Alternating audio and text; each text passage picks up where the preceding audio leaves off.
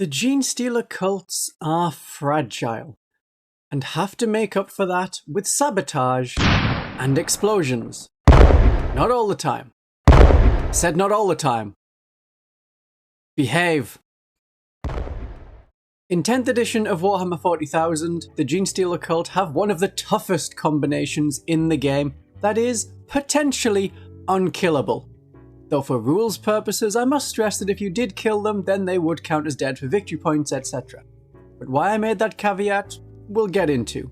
What ingredients do we need? Pretty simple ones. 5 Aberrants and an Abominant. Let's have a look at the stats. A 6-inch move is average, but 3 wounds is what a lot of characters are having at the moment. Leadership 7 is fine, objective control 1. We're not bothered about that. We're not here to hold objectives. We're here to be an unkillable mass that's either going to wipe the enemy off the objective so there's no competition, so objective control 1 doesn't matter. It's perfect. Or we can just be a permanent, never-dying hindrance that keeps hitting the enemy with massive hammers. Aberrants are toughness 6, so lasguns will only wound them on a 6. Well, you say, I have a las cannon at strength 12. Okay. I have the hulking bodyguard ability, so as long as there's a character, like the Abominant, in the unit, if the strength of the attack is greater than the toughness characteristics of the Aberrants, then you subtract 1 to the wound roll. So you think you're wounding on 2s, actually you're wounding on 3s. Alright, let's say that you did still roll a 3+, it's above average, yep. Las cannons do d6 plus 1 damage, again assuming you rolled average, 3 plus 1, 4 wounds. Ignores the save of 5+. Alright. Well, now we have feel no pain 4+. So an average roll on that means 2 wounds of those 4 are getting through. That doesn't even kill 1 aberrant. How many more las cannons have you got? So we're very much no longer talking the 7th edition aberrants of having 2 wounds at toughness 4 and a 5 up feel no pain. We have adapted since then. We kept the 5+ save though. Nostalgia if nothing else. Now the Death Watch cannot save you. Their whole mortal wound trick of doing 40+ mortal wounds has been recently removed by Games Workshop. So that's not a way to get rid of them. How else are you going to have that many mortal wounds? Psychic powers, they don't do mortal wounds anymore. You have to actually roll to hit and wound, and toughness 6 is really tough for even strong psychic powers to get through.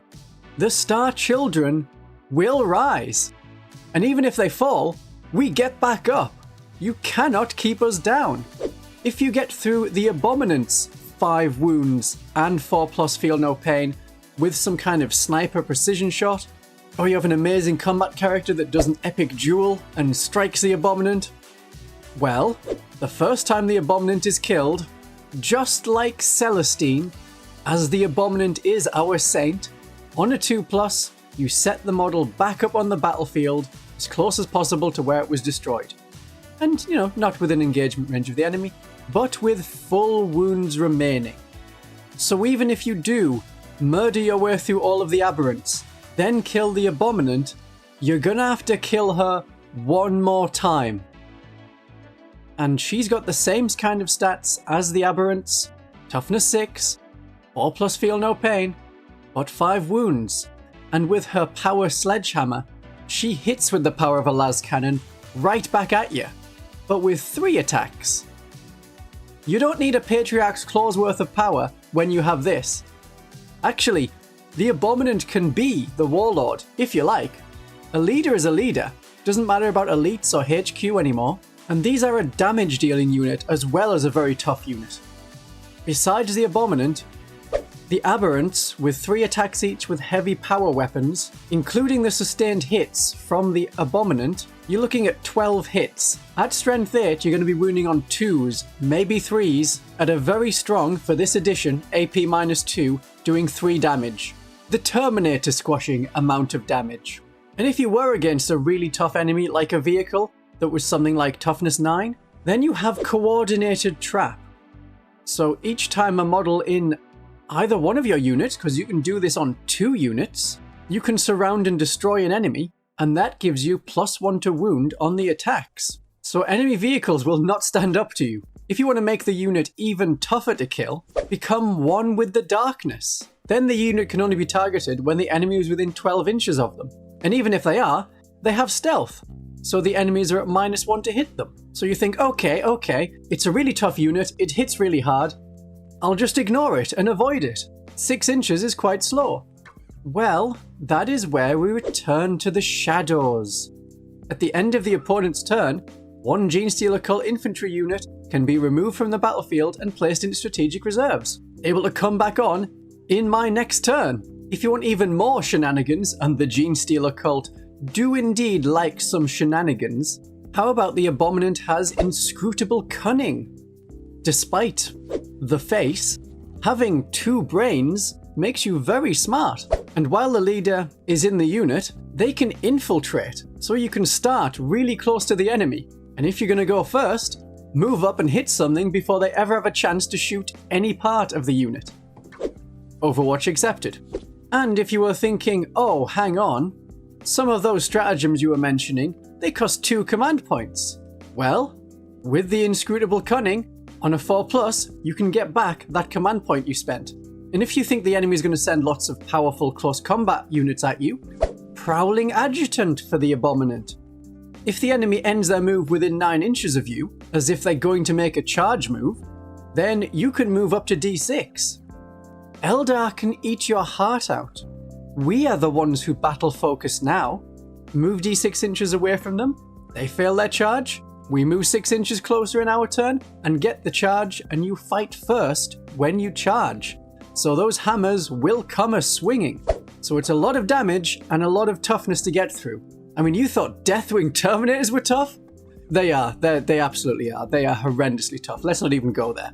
But these Aberrants are also tough. And for some malformed civilians with hammers, they do pretty well. One other option is to have a Biophagus, and with his little attendant creature, he can make it so that the Aberrants are wounding infantry on a 2+, but the Aberrants with their strength 8 are already wounding the majority of infantry on a 2+. I don't think they need that help. Much better to have the Abominant. Oh yeah, and you thought the Abominant was the only one that comes back. Ha ha ha ha ha! No. If the Aberrants die, whether or not the Abominant dies separately, the squad can now come back on a 4+. They appear as a token, an ambush marker 9 inches from the enemy, and unless you run over to them and start burning holes in the ground, they're going to pop up and return again. They do come back without the Abominant, but otherwise, this whole show continues on. The hammer train never ends. I have been, and continue to be, Christian von Carmian. There will be another video tomorrow. If you can't wait that long, my darlings and viewers, there is a video right here all about how to start your own Genestealer cult in the lore. Have a great day of 40k!